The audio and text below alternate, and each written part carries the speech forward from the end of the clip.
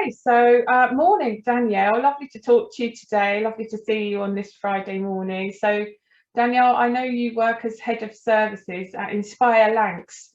Do you want to tell us a little bit more about your role and who you work for, please? Yeah, so I work for a national charity called Change Grow Live, and we're huge. We employ around 6,000 people.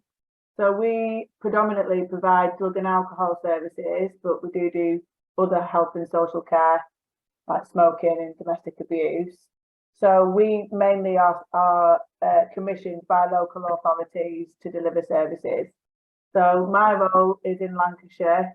So we have service, Lancashire is a really huge patch. Yeah. So we've got like north, east and central services in Lancashire. So my role is over the patch. So it's quite a strategic role.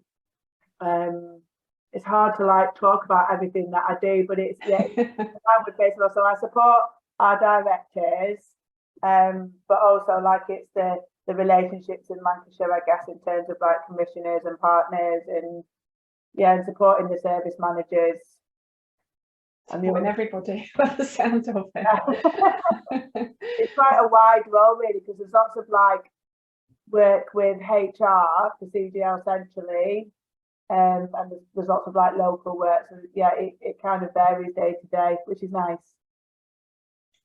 Yeah, okay, very broad and heavily involved then in managing people, leading people, and communicating with people generally is presumably a massive part of what you do on a day-to-day basis.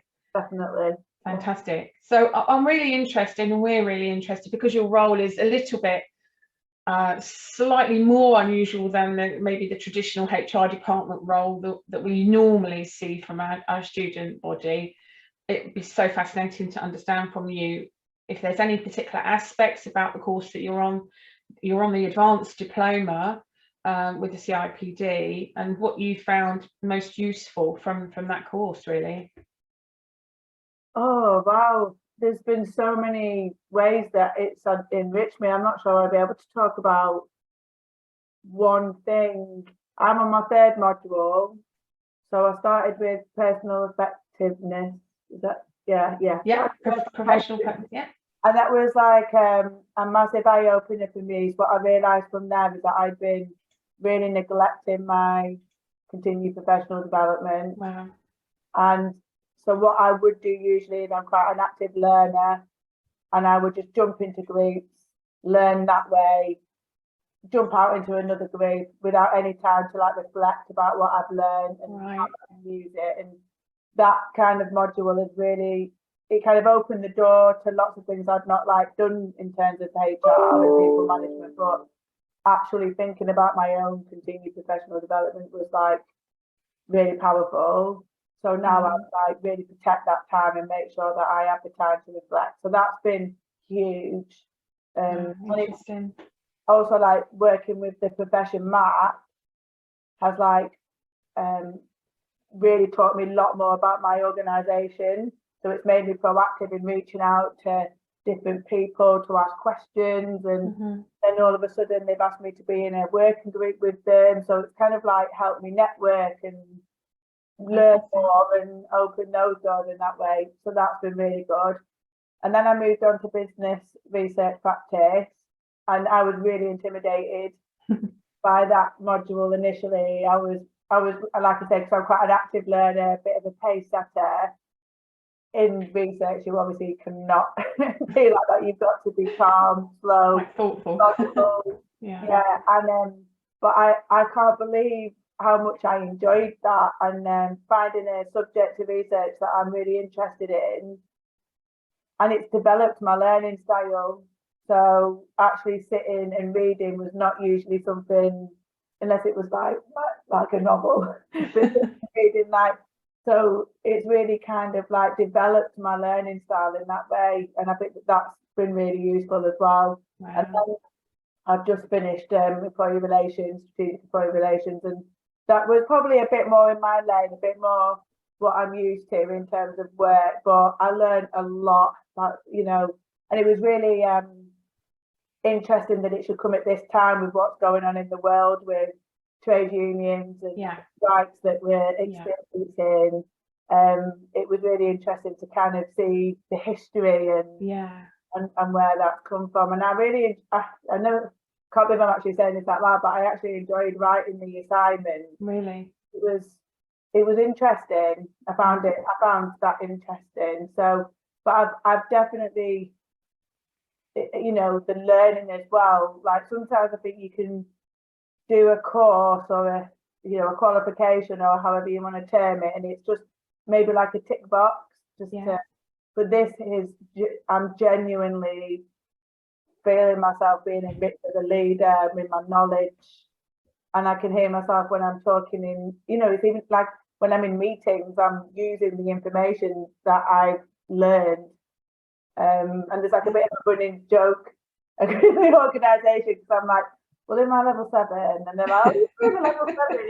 So yeah, so there's many ways, but if I had to be concise, those are the things that really stand out. So it sounds like the knowledge that you've been provided, as you found that really meaningful and helpful. And I'll also ask you a little bit more about your work. Just to probe a little bit further, is there anything about the course that you find, you know, particularly helpful? I mean, is the platform where we provide the materials particularly good, or is it the group learning and the webinars, or your tutor support? I mean, is there anything particular that you pick out that you think has been? I think the way that it's set up is really useful. What I would say is you've got to do your bit. So as long as you're keeping up to date with work, it will take care of itself. So it's kind of like set out, you have a webinar, you learn from other people, and that's really powerful as well, because in my group we've got private sector, public sector, me from the third. There's lots of different people, so that's really interesting.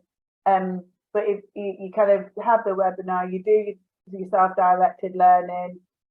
There's like collaboration activities, which is really good as well. And then if you keep up to date with submitting the work, you get really helpful feedback.